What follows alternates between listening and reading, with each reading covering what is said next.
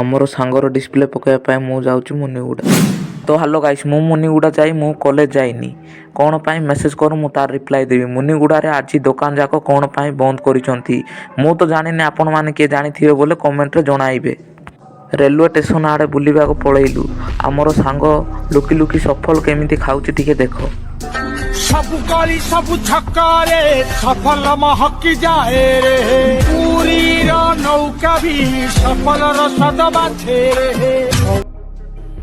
मजा आया और मैं ये जो मजा है हिंदुस्तान के हर व्यक्ति को देना चाहता हूँ।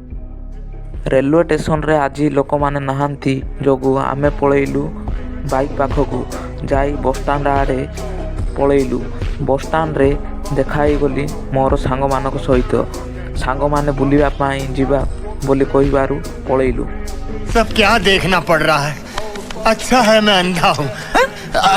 ବୁଲାବୁଲି କରିସାରି ଆମେ 3 ଜଣ ପଳେଇଲୁ ଘରକୁ।